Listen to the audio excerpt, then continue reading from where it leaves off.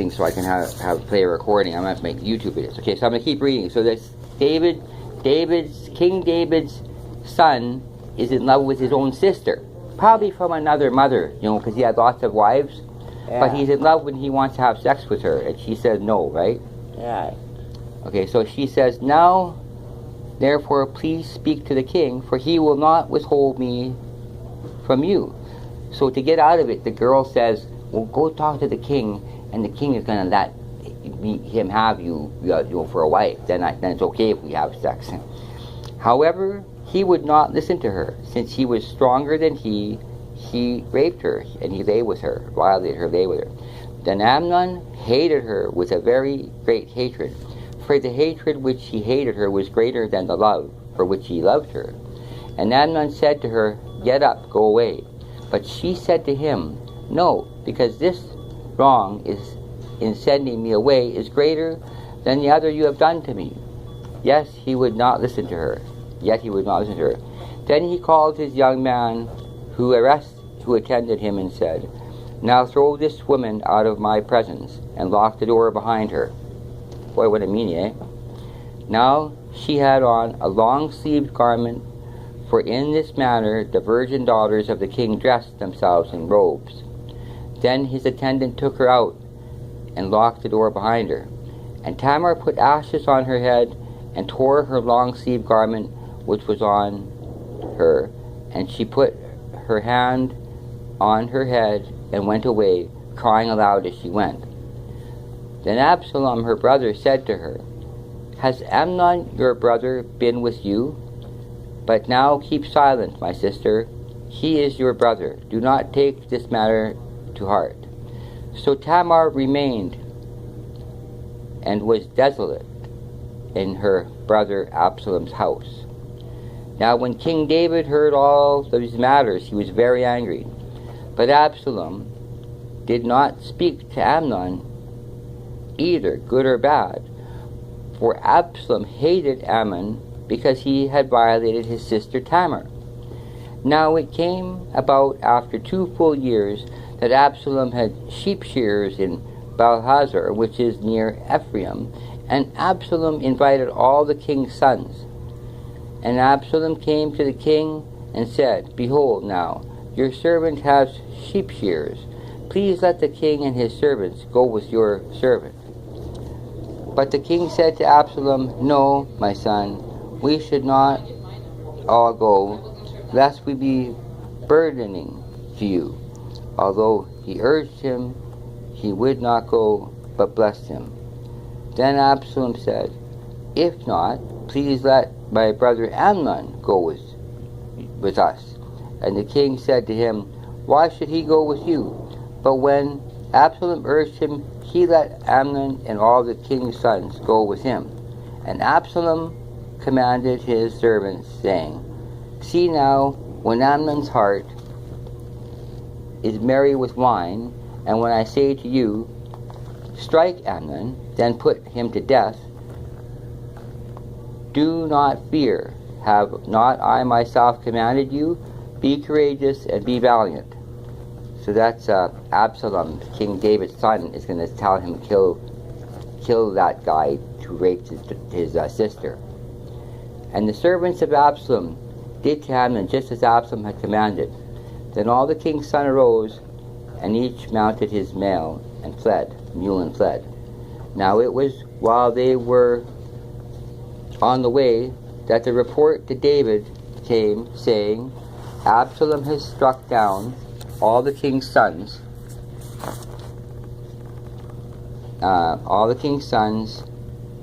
and not one of them is left. Then the king arose, tore his clothes, and lay on the ground, and all his servants were standing by with clothes torn. And Jonadab, the son of Shimeah, David's brother, responded, do not let my lord suppose they have put to death all the young men, the king's sons, for Amnon alone is dead, because by the intent of Absalom this has been determined since the day that he violated his sister Tamar. Now therefore do not let my lord the king take the report to heart, namely, all the king's sons are dead, for only Amnon is dead. Now therefore do not let my lord the king take my report to heart. Only Amnon is dead. Now Absalom had fled, and the young man who was the watchman raised his eyes and looked, and behold, many people were coming from the road behind him to the side of the mountain. And Jonadab said to the king, Behold, the king's sons have come, according to your servant's words. So it happened. And it came about, as soon as he had finished speaking, that behold, the king's sons came, and lifted their voices and wept, and also the king and his servants wept very bitterly.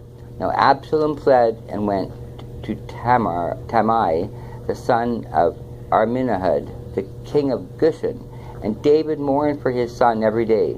So Absalom had fled and gone to Geshur, and was there 3 years.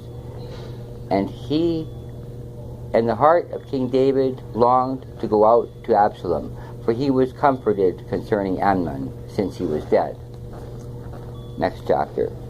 Now Job, the son of Zeruiah, perceived that the king's heart was inclined towards Absalom. So Job sent to Teku, and brought a wise woman from there, and said to her, Please pretend to be a mourner, and put on yourself and anoint yourself with oil, like a woman who has been mourning for the dead many days. Then go to the king and speak to him in this manner. So Job put the words in her mouth. Now when the woman of Tekoa spoke to the king, she fell to her face to the ground, and prostrated herself, and said, Help, O king. And the king said to her, What is your trouble? And she answered, Truly, I am a widow, and my husband is dead. And your maidservant had 2 sons, but 2 of them struggled together in the field, and there was no one to separate them. So one struck the other and killed him.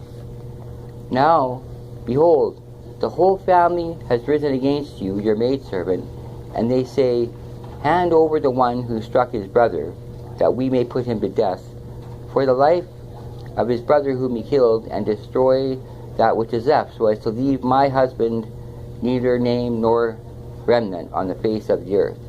Then the king said to the woman, Go to your house, and I will give orders concerning you.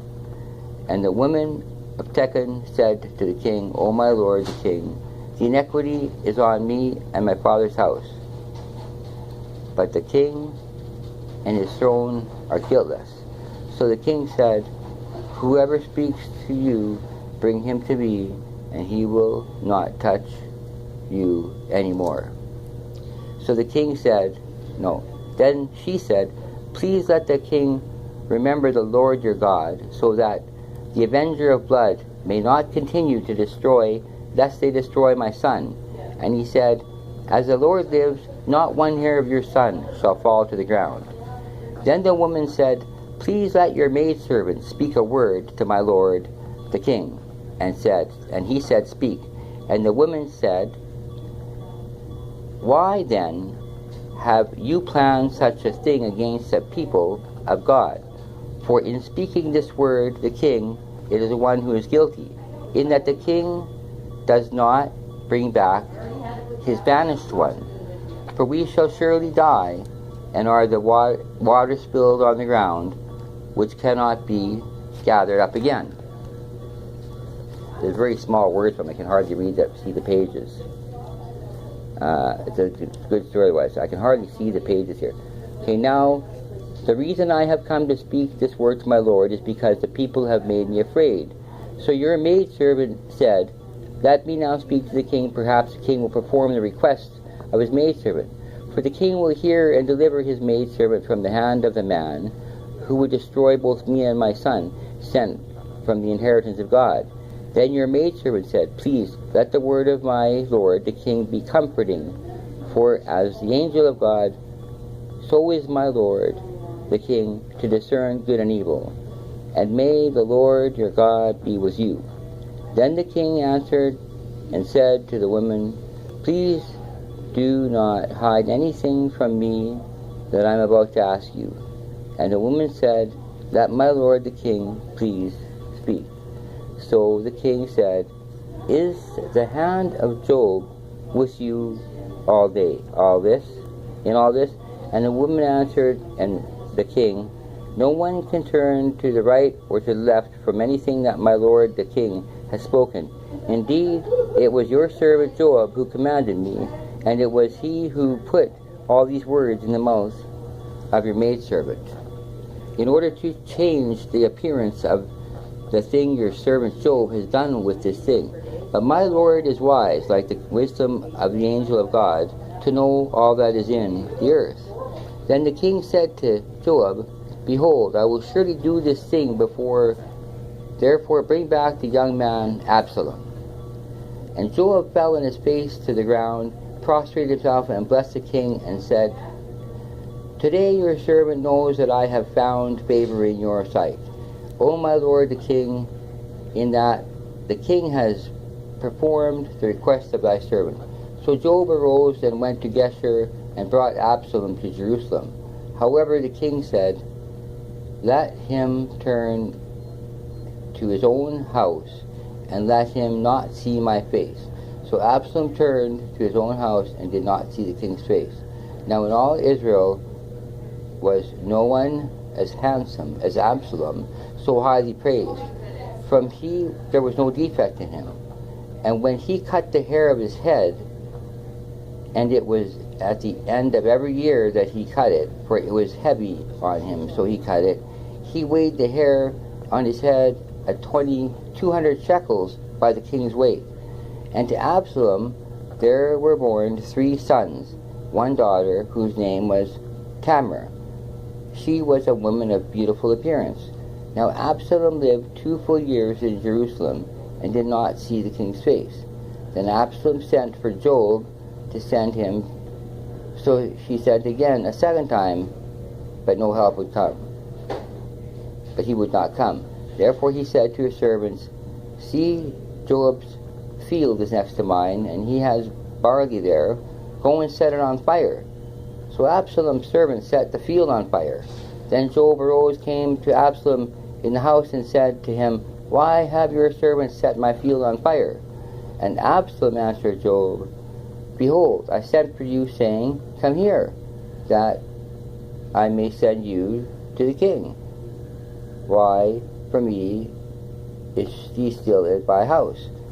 Thou therefore is not me the thing's case that there is iniquity in me, let him put me to death, if there is iniquity. So Job came to the king, said him, and called for Absalom. Thus he came to the king, and prostrated himself, and his face to the ground before the king, and the king kissed Absalom. Well, that whole story is about the amazing stuff going on in the king's palace, in the king's palace in that time. King David's palace. His sons and daughters are fighting and arguing with each other, and they're even having sex with each other, some of them. But not, maybe it's not the same mother. Maybe not the same mother, but one of King David's sons and daughters. Did you read that? Did you were you following that, Mama? Were you following that story at all? A little bit? Yeah. Not that easy to follow. No. Because I can't read it very clearly. But anyway, that's King David. That's in the Bible story. Pretty interesting. And I can't read anymore because my eyes can't see the words very good on that page. I wish I could, because you were trying to listen, eh? Yeah. So you know what's going on yet, Mama? Or are you out of it still today? Not today yet. No, I don't know what's going on now. Okay, well, I'm visiting you, just passing the time here, because we got nothing else to do. Yeah. Because we're in a boring nursing home.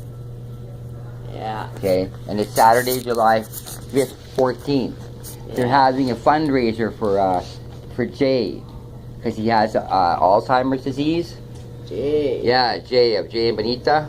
Yeah. They're going to have a fundraiser for him. They're raising some money for him to have some more comfort or something, because I guess he's not going to live very long or something. I'm not sure. Nobody tells me nothing, right? Right. And because they think I don't care or whatever. Maybe I don't care because I'm more worried about you these days. Yeah. But I don't know why they're worrying about Jay, but he does have Alzheimer's, and it's going to affect him and Benita quite a bit. Yeah. So in the meantime, Maybe that's why they wanted to sell the house to get money to help with Jay and him or something. I don't know. Right. Our house. But you still have your house, of course, in Hawthorne.